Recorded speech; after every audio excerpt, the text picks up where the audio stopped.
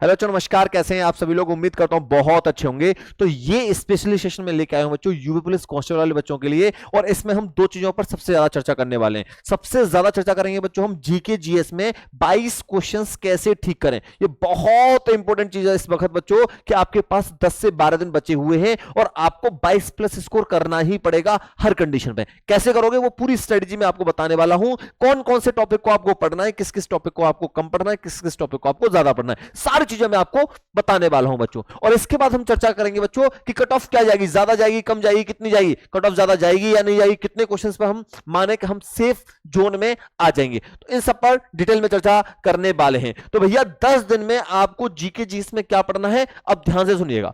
देखो बच्चों, कुछ टॉपिक्स में लेके आया हूं जो बहुत ज्यादा इंपॉर्टेंट है आप सभी प्यारे बच्चों के लिए। सबसे पहले आपको क्या पढ़ के जाना है बच्चों, 1857 की जो क्रांति थी उसके बारे में आपको पढ़ के जाना है बच्चों। 1857 की क्रांति के बारे में अच्छे से पढ़ना है प्यारे बच्चों। और फिर आपको यह जो क्रांति के जो प्रमुख केंद्र थे, जैसे दिल्ली वाला बहादुर शाह जफर ने संभाला था, कानपुर का नाना साहब ने, ऐसे झांसी का रानी लक्ष्मीबाई ने, इनको आपको थोड़ा सा अच्छे से देख के जाना है बच्चों। कुछ संगठन थे उनको देख जाना, ठीक है। अब आगे बच्चों ये आपको जरूर पढ़ के जाने हैं। क्या ये टॉपिक लिख लो, इसकी अगर आप नोट्स या पीडीएफ या कुछ और वीडियो चाहोगे तो मैं वो डलवा दूंगा, वो कमेंट करके बता देना बच्चों। लेकिन ये आपको जरूर पढ़ने हैं। ये सबसे मेन चीज क्या है बच्चों, इसकी ये हेडिंग, स्वतंत्रता आंदोलन से संबंधित पुस्तकें एवं उनके लेखक। क्योंकि बच्चों यहां से रेडियो ऑपरेटर में भी क्वेश्चन बना है, तो संभावना है कि यूपी पुलिस कांस्टेबल में भी यहां से क्वेश्चन बनेगा ही बनेगा। तो ये आप जरूर याद करके जाएंगे बच्चों, जरूर इस टॉपिक को अच्छे से पढ़ के जाएंगे। जैसे आपसे क्वेश्चन पूछा जाएगा आनंद मठ, तो आनंद मठ के बारे में किसने लिखा है, तो बंकिम चंद्र चटर्जी ने बच्चा, ठीक है। जैसे गीता रहीस किसने, बाल गंगाधर तिलक ने। ऐसे वंदे मातरम किसने दिया है भैया, बंकिम चंद्र चटर्जी ने दिया है। तो ये आपको सारे अच्छे से पढ़कर जाने बच्चों। नेक्स्ट टॉपिक की तरफ बढ़ रहा हूं बच्चों, भारतीय संविधान के प्रमुख स्रोत कि कौन सी चीज किस देश से ली गई है, ये भी आपको पढ़ के जाना है बच्चों। जैसे अभी हम बात करें कि जर्मनी के संविधान से क्या लिया गया, तो जर्मनी के संविधान से लिया गया आपातकालीन उपबंध। तो आपको ये सारे याद करके जाने हैं प्यारे बच्चों कि अमेरिका के संविधान से क्या क्या लिया गया है, मौलिक अधिकार, सर्वोच्च न्यायालय, न्यायिक पुनरावलोकन एवं न्यायपालिका की स्वतंत्रता, संविधान की सर्वोच्चता, राष्ट्रपति व महाभियोग की प्रक्रिया, उपराष्ट्रपति का पद, बहुत सारी चीजें ली गई बच्चों। ये आपको पढ़ के जाना पड़ेगा। विधि द्वारा स्थापित प्रक्रिया, ये कहां से ली गई बच्चों, ये जापान के संविधान से लिया गया है।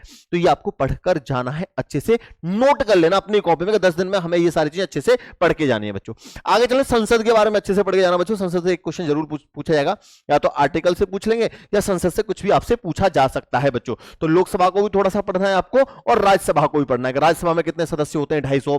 लोकसभा में कितने सदस्य होते हैं, 552 होते हैं, ठीक है। और इसमें बच्चों वर्तमान में लोकसभा में कितने सदस्य हैं, वर्तमान में राज्यसभा में कितने सदस्य हैं, इसकी उम्र सीमा क्या होती है, इसकी उम्र सीमा क्या होती है बच्चों। तो ये सारी चीजें, इसका कार्यकाल कितने साल का होता है, 5 साल का, इसका कार्यकाल कितने साल का होता है, 6 साल का। तो ये चीजें भी आपको थोड़ा सा अच्छे से पढ़कर जाना है प्यारे बच्चों, ठीक है।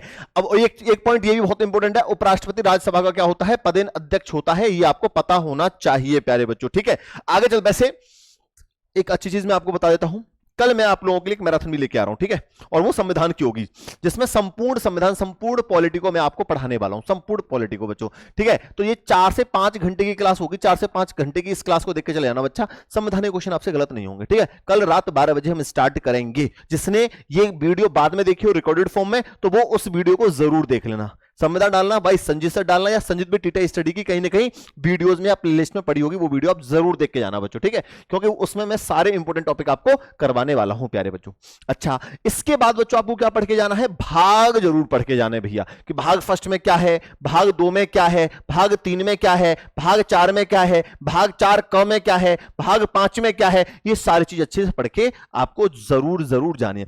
अच्छा, कुछ संविधान के महत्वपूर्ण अनुच्छेद हैं, वो भी पढ़ जाना बच्चों, कि अनुच्छेद 5 में क्या आता है, अनुच्छेद 12 में क्या आता है, अनुच्छेद 14 में क्या आता है, अनुच्छेद 45 में क्या आता है, अनुच्छेद 40 में क्या आता है, ठीक है भैया। ये भी आपको थोड़े से इंपॉर्टेंट क्या है अनुच्छेद है, उनको जरूर पढ़ के जाना है। जैसे आपसे पूछ लिया भारत का राष्ट्रपति किस में आता है, तो आर्टिकल नंबर 52 में आता है, आपको पता होना चाहिए। अब आगे चलते हैं, अनुसूचियां आपके लिए मोस्ट इंपॉर्टेंट है ये टॉपिक, कि भारत की अनुसूचियां आपको पढ़ के जानी है। इन हेडिंग्स को बच्चों आप नोट कर लेना कॉपी में, जो ये मैं बता रहा हूं, जितनी भी अभी तक बताई है सबको नोट कर लेना। ये जीके जीएस में आपके 22 क्वेश्चन ठीक करवा देंगे, जो मैं आपको बता रहा हूं बच्चों। तो भारत की अनुसूचियां आपको 100% पढ़नी है बच्चों, और थोड़ा सा रिविजन कर लेना कि पहली अनुसूची में क्या आता था, आपको पता ही है बच्चों, भारतीय संघ के राज्यों तथा केंद्र शासित प्रदेशों का उल्लेख किया गया है। अगर आपसे पूछा चौथी अनुसूची में क्या आता है, तो इसमें विभिन्न राज्यों तथा केंद्र शासित प्रदेशों का राज्यसभा में प्रतिनिधित्व का विवरण दिया गया है। ये किसमें है, अनुसूची फोर्थ में है बच्चों, ठीक है। ऐसी सातवीं अनुसूची में क्या आता है बच्चों, ये भी आपको पता होना चाहिए। आठवीं में क्या आता है, नौवीं में क्या आता है, ठीक है। समवर्ती सूची में क्या क्या आता है, ये आपको पता होना चाहिए। इसमें कितने सब्जेक्ट होते हैं, 52 सब्जेक्ट्स होते हैं। राज्य सूची में कितने सब्जेक्ट होते हैं, 61 सब्जेक्ट होते हैं, ये आपको पता होना चाहिए। संघ सूची क्या होती है, इसमें कितने सब्जेक्ट होते हैं, ये भी आपको पता होना चाहिए बच्चों, ठीक है। चलिएगा आगे चलते हैं बच्चों। ये सारी अनुसूचियां यहां आपको दे रखी हैं, ये सारी अनुसूची आप पढ़ के जाओगे, ठीक है। जहां भी जैसे ही नोट्स आपके पास हैं उन सारे नोट्स अच्छे से पढ़ के जाएंगे।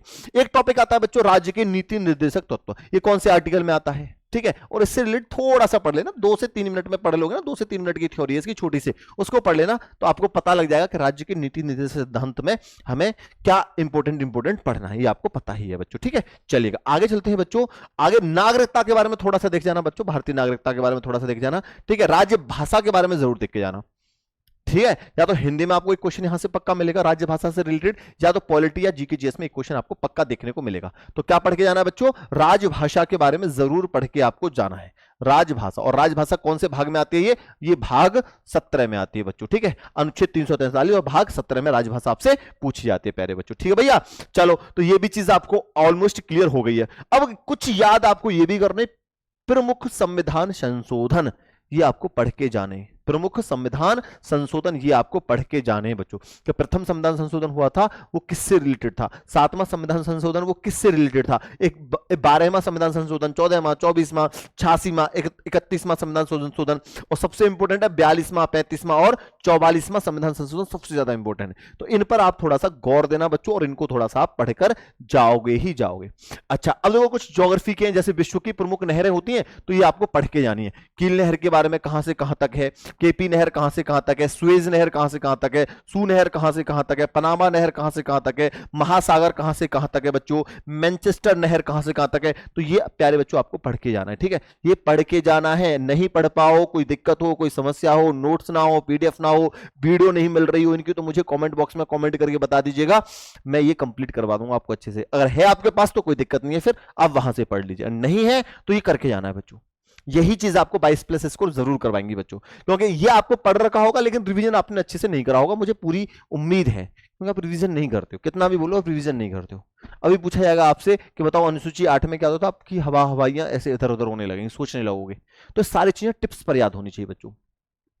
अगला एक टॉपिक आता है विश्व की प्रमुख जल संधियां, ये भी आपको याद करके जाना बच्चों। विश्व की प्रमुख जल संधियां, जैसे बात करें बच्चों, जैसे मलक्का जल संधि है, जैसे पाक जल संधि है, ठीक है, जैसे सुड्डा जल संधि है, ये सारे आपको पढ़ के जाने बच्चों। टोरस, बेरिंग, डेविस, यहां से क्वेश्चंस बनते ही बनते हैं, तो एक आपको यहां से क्वेश्चंस देखने को मिल सकता है जल संधि से। जनगणना 2011 वाली थोड़ा सा देख के चले जाना, हो सकता है एक आध क्वेश्चन आपसे यहां से पूछ लिया जाए बच्चों, ठीक है। चलिए आगे बढ़ता हूं, एक दो और इंपोर्टेंट है, जैसे भारत के प्रमुख भौगोलिक उपनाम, जैसे ईश्वर का निवास स्थान क्या है, प्रयाग को बोलते हैं। 5 नदियों की भूमि किसको बोलते हैं, पंजाब को बोलते हैं। डायमंड हार्बर किसको बोलते हैं, कोलकाता को बोलते हैं। भारत का प्रवेश द्वार क्या होता है, मुंबई होता है। तो ये चीजें आपको पढ़ के जानी है बच्चों। भारत का अगर आपसे पूछे झीलों का नगर कौन सा है, तो श्रीनगर है सर। काली नदी किसको बोलते हैं, आपको पता होना चाहिए, शारदा नदी को बोलेंगे, ठीक है। लीची शहर कौन सा है, ये आपको पता होना चाहिए। तो यहां से क्वेश्चन पूछे जाते हैं। नदियों का उद्गम स्थान क्या होता है, ये भी आपको पढ़ के जाना है बच्चों, कि नदियों का उद्गम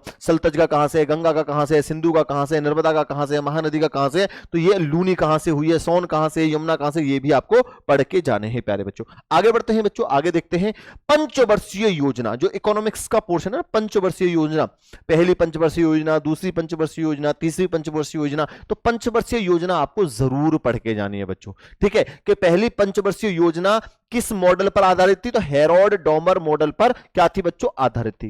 पहली पंचवर्षीय योजना कब आई, 1 अप्रैल 1951 को प्रारंभ हुई थी, ठीक है। इसका मुख्य उद्देश्य क्या था, अर्थव्यवस्था का संतुलित विकास था, और इस योजना में कृषि को क्या दी गई थी, प्राथमिकता दी गई थी। इतने पॉइंट आपको याद करने। इसके बाद एक इंपॉर्टेंट पॉइंट यह भी है कि इस योजना के दौरान कई बड़ी सिंचाई परियोजना स्टार्ट की गई थी, जैसे भाखड़ा नागल, दामोदर घाटी, ब्यास नदी परियोजना, ये आदि चीजें वहां क्या गई थी बच्चों, स्टार्ट की गई थी। तो ये आपको पता होना चाहिए। जैसे द्वितीय पंचवर्षीय योजना है, ये कब से कब तक आई, 1956 से लेके 1961 तक आई। ठीक है बच्चों, ये किस योजना पर आधारित थी, ये पीसी महालनोबिस मॉडल पर आधारित थी। ठीक है बच्चों, तो इसमें और भी बहुत सारी चीजें हैं, इसको आप अच्छे से पढ़ लेना, क्योंकि मैं ये बताने लग गया तो बच्चों टाइम ज्यादा लग जाएगा हमारा। भारत की प्रमुख समिति और आयोग, ये भी याद करके जाना है। प्रमुख जितनी भी समिति हैं, जैसे स्वामीनाथन समिति है, ये किससे रिलेटेड थी बच्चों, जनसंख्या नीति से। राजा चलैया समिति किससे रिलेटेड थी, कर सुधार से रिलेटेड थी। सरकारिया समिति किससे रिलेटेड थी, केंद्र राज्य संबंध से रिलेटेड थी। जानकी रमन समिति प्रतिभूति घोटाले से संबंधित थी बच्चों। ठीक है, तो ये आपको याद करके जानी है प्यारे बच्चों, ये सारी समिति आपको क्या करनी है, याद करनी। कर लोगे ना, बोलो करके जाओगे, नहीं करोगे, ये सारे इंपोर्टेंट टॉपिक आपको मैं बता रहा हूं। ठीक है, भारत की प्रमुख समिति और आयोग मैंने बता दिया बच्चों। ठीक है, दोबारा से रिपीट हो गया आई थिंक सो आपका। चलिए आगे बढ़ते हैं बच्चों। विभिन्न देशों की संसद, विभिन्न देशों की संसद, जैसे आपसे पूछ लिया है कि भारत की संसद का नाम क्या है, संसद ही है। रूस का क्या है, ड्यूमा है। स्पेन का क्या है, कॉर्टेस है। ईरान का क्या है, मजलिस है। मालदीव का क्या है, मजलिस है। जापान का क्या है, डाइट है। तो ये आपको याद करके जानी है बच्चों। ठीक है, नोट्स होंगे आपके पास, नहीं है तो मुझे कमेंट बॉक्स में जरूर बता दीजिएगा। जैसे संयुक्त राष्ट्र संघ के बारे में थोड़ा सा पढ़ के चले जाना बेटा, कि संयुक्त राष्ट्र जो ये यूएनओ, इसकी फुल फॉर्म क्या है, इसकी स्थापना कब हुई थी, 1945 में हुई थी। ठीक है, इसमें कितने प्रारंभ में इसमें कितने सदस्य देश थे, तो 51 थे। 51 में जो सदस्य जुड़ा था वो कौन सा जुड़ा था, पोलैंड जुड़ा था। ठीक है, वर्तमान में कितने हैं, 193 है। तो इससे रिलेटेड थोड़ा सा आपको पढ़ के जाना है। ठीक है, संयुक्त राष्ट्र संघ की भाषाएं क्या है, थोड़ा सा देख लेना, ज्यादा मत देखना इसको, लेकिन देख के जरूर जाना। मुझे उम्मीद है कि यहां से एक आध क्वेश्चन आपसे पूछा जा सकता है बच्चों। ठीक है, चलो आगे चलते हैं बच्चों। भाई हैंग क्यों कर रहा है दोस्त, हैंग मत कर अभी। ठीक है, अब आगे बढ़ते हैं बच्चों कि संयुक्त राष्ट्र संघ के अन्य संगठन भी थे। जैसे आपने पढ़ा होगा अंतरराष्ट्रीय श्रम संगठन, तो इसकी स्थापना कब हुई, 11 अप्रैल 1919 को हुई थी, और इसका मुख्यालय कहां है, जिनेवा स्विट्जरलैंड में है। विश्व बैंक की स्थापना कब हुई, 1945 में हुई, और इसका मुख्यालय कहां है, वॉशिंगटन डीसी में है बच्चों। ऐसी बात करें अंतरराष्ट्रीय मुद्रा कोष की स्थापना कब हुई, 1945 में, इसका भी कहां है, वॉशिंगटन डीसी में है प्यारे बच्चों। अब बात करें स्वास्थ्य संगठन डब्ल्यूएचओ की, 7 अप्रैल जेनेवा में है। विश्व पर्यटन संगठन 1925 में मैड्रिड है। तो ये आपको पढ़ना है, और इनकी फुल फॉर्म भी पढ़ के जानी है बच्चों। ठीक है, इनकी क्या पढ़नी है आपको, फुल फॉर्म भी पढ़ के जानी है, देख के जानी है। ठीक है भाई, चलो कोई दिक्कत समस्या हो तो कमेंट बॉक्स में लिख के बता दीजिएगा, वो भी मैं कंप्लीट करवा दूंगा, लेकिन पढ़ के जाना है आपको ये सब। ये तो मैं इसलिए बता रहा हूं कि आपको एक कॉन्फिडेंस है कि अच्छा ये टॉपिक पढ़ने, ये तो पढ़ के ही जाने, इन्हें नहीं छोड़ना है। और जो भी जहां से जैसा पढ़ रहे हो पढ़ते रहो, मैं मना नहीं करूंगा, लेकिन ये तो आपको पढ़ के जाना है अच्छे से बच्चों। ठीक है, रिवीजन करना है अच्छे से। करंट अफेयर की भी चर्चा करेंगे, यूपी जीके की भी चर्चा करेंगे। विश्व के कुछ अन्य प्रमुख संगठन भी हैं। विश्व व्यापार संगठन है बच्चों आपका, एक रेड क्रॉस है, रेड क्रॉस के बारे में पढ़ा होगा आपने, एक नाटो है, नाटो। तो इनको भी आपको देख के जाना है बच्चों। ठीक है, जैसे यहां भी दे रखे विश्व के प्रमुख संगठन व उनके मुख्यालय, ये जैसे गेट, इसका मुख्यालय कहां है, जेनेवा में है। ये एमनेस्टी इंटरनेशनल कहां है, लंदन में है। तो ये भी आपको थोड़ा सा बच्चों देखना है। इंटरपोल का कहां है, पेरिस में। तो इसके क्या पढ़ने हैं, ये भी थोड़ा सा आपको देख के जाना है। ठीक है भैया, अच्छा G8 के बारे में भी थोड़ा सा देख ले जाना, G8 के बारे में। ठीक है, यहां से मुझे लग रहा है कि एक आध क्वेश्चन आपसे पूछ लिया जाएगा बच्चों। ठीक है, चलो आगे बढ़ते हैं। आगे देखते हैं बच्चों, थोड़ा सा और देख लीजिए, जो भी आपके लोक संगीत हैं उनको भी थोड़ा सा देख लेना। उपनाम भी देख लेना, मॉडर्न हिस्ट्री से क्वेश्चन बनने की संभावना है, तो ये उपनाम भी आपको याद करके जाने हैं कि शहीद आजम किसको कहा जाता था, भगत सिंह को।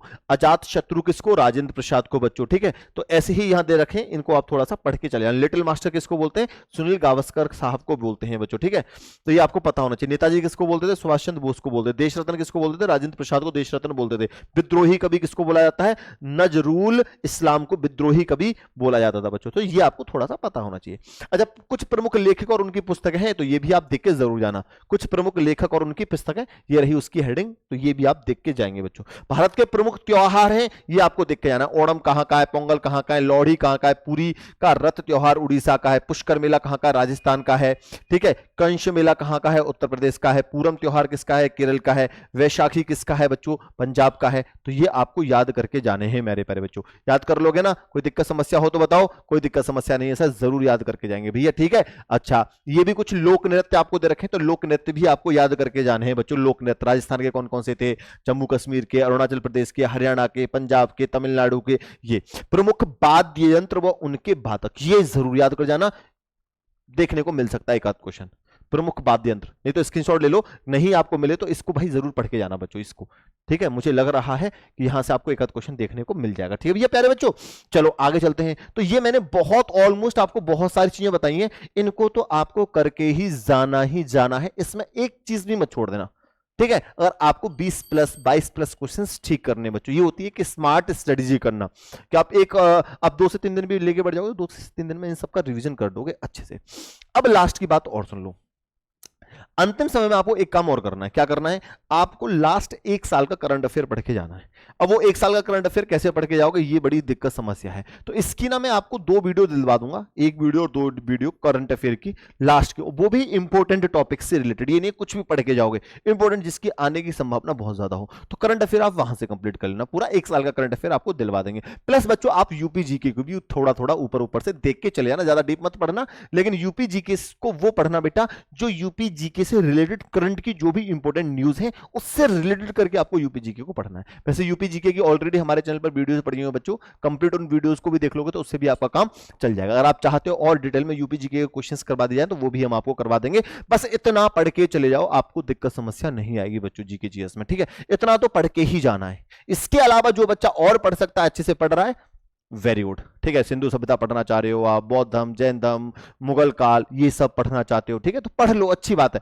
ज्योग्राफी में भी बहुत सारे पोर्शन को पढ़ना चाहते हो तो पढ़ लीजिए, अच्छी बात है। लेकिन इन सबको तो पढ़कर ही जाना है लास्ट समय में, क्योंकि ये बच्चों बहुत ज्यादा इंपॉर्टेंट टॉपिक है आप लोगों के लिए। अच्छा, अब बात हो रही थी सर कट ऑफ की बात, तो मैं कट ऑफ फिर बता रहा हूं बच्चों कि कट ऑफ आप ये सोच रहे हो कि सर कट ऑफ बहुत ज्यादा जाएगी, तो कट ऑफ बहुत ज्यादा नहीं जाने वाली बच्चों। रीजन यही है क्योंकि बच्चों को समय कम मिला है और कोई ज्यादा पहले से बच्चे तैयारी कर रहे थे, लेकिन सीरियसली पढ़ाई कोई नहीं कर रहा था, कोई पढ़ाई नहीं कर रहा था। अगर आप जीके जीएस में बच्चों, अगर आप जीके जीएस में 20 प्लस भी स्कोर करते हो, 20 प्लस क्वेश्चंस भी ठीक करते हो, तो वो ठीक ठाक क्वेश्चन माने जाएंगे, ठीक है, कि सही करा इस बच्चे ने, अच्छा है, 20 प्लस स्कोर इतना तो करना पड़ेगा भाई, इससे कम मत जाना, ठीक है। कम चले जाओगे तो आपको फिर किसी और सब्जेक्ट में नंबर को बढ़ाने पड़ेंगे, लेकिन आप 20 प्लस का टारगेट लेके चलना भाई जीके जीएस में। और अगर मैथ्स की बात करें बच्चों, हम यहाँ मैथ्स की, तो मैथ में भी बच्चे को बहुत ज्यादा दिक्कत समस्या मुझे लग रही है, तो यहाँ कम से कम 14 क्वेश्चंस के आसपास लेके चलना बच्चों मैथ्स के लिए। और अगर हम बात करें रीजनिंग की बच्चों, तो रीजनिंग में अगर आप 45 क्वेश्चन 40 क्वेश्चन कर रहे हो तो ठीक है, कोई बात नहीं, बट इतने क्वेश्चन तो करने ही कर रहे हैं आपको, ठीक है बच्चों। अब बात आई किसकी बच्चों, रीजनिंग हो गई, हिंदी की बात आ गई। हिंदी में थोड़ा सा आपको ज्यादा स्कोर करना पड़ेगा बच्चों। हिंदी आएगी 37 नंबर की, तो 37 में से कम टारगेट लेना 32 प्लस तो ठीक कर ही दें, ठीक है। अब इनको ऐड कर लो, कितना हो रहा है, तो 6 और 2 8, 8 और 4 कितना हो जाएगा बच्चों, 12 हो जाएगा। 4 3 7 और 1 8, 8 और 2 10, 10 और 1 11, 112, मतलब 108 110 इतना स्कोर कराओ, बहुत है बच्चों आप लोगों के लिए। इतने क्वेश्चंस ठीक कर लेना, आपका सिलेक्शन हो जाएगा मेरे हिसाब से, ठीक है। इतना क्वेश्चन लेके चलो, 20 प्लस जीके जीएस, मैथ में 14 लेके चलो, रीजनिंग में आप 40 क्वेश्चंस के आसपास का टारगेट लेके चलो, हिंदी में 30-32 का टारगेट लेके चलो, ठीक है। ये आप लोगों के लिए सफिशिएंट स्कोर होगा, इतना तो टारगेट आपको हिट करना है। इससे ज्यादा कट ऑफ जाने की संभावना मुझे नहीं लगती, तो कम ही जाएगी, ज्यादा कट ऑफ नहीं है, ये भी ठीक ठाक है अपने आप में। अब इसके बाद किसी को बच्चों को दिक्कत समस्या हो तो मुझे कमेंट बॉक्स में जरूर बताइएगा बच्चों, मैं सारी चीजें आपको और अच्छे से वीडियो के माध्यम के थ्रू बताता रहूंगा। लेकिन एक और चीज याद रखना, जिसको भी पॉलिटी अच्छे से पढ़ना है बच्चों, तो पॉलिटी के लिए मैं आपको कल संडे को पूरी पॉलिटी करा दूंगा विद थ्योरी। जैसे ये पीडीएफ बना के लिया था ना, सेम ऐसी थ्योरी पीडीएफ बना के लाऊंगा, उसमें सारे इंपॉर्टेंट टॉपिक है साथ के साथ याद करवाता हुआ चला जाऊंगा, ठीक है। सारी चीजें अच्छे से खत्म करवा दूंगा, तो तैयार रहना। कब बच्चों, संडे को रात को 12 बजे पूरी रात जगराता करेंगे। कितने बजे, रात को 12 बजे, संडे की रात 12 बजे, संडे की रात 12 बजे जगराता होगा, तो सभी बच्चे जरूर जुड़ना हो। सब 5 से 6 घंटे में पूरी पॉलिटी खत्म। और ऐसे ही आप चाहते हो कि हिस्ट्री भी खत्म करवा दूं, ज्योग्राफी भी खत्म करवा दूं, तो कमेंट बॉक्स में कमेंट करके बताइएगा, वो भी चीजें मैं आपकी खत्म करवा दूंगा, ठीक है। तो चलिए भाई आज के लिए इतना ही, okay bye bye, take care, thank you very much, Radhe Radhe. Comment करके जरूर बताइएगा, धन्यवाद प्यारे बच्चों।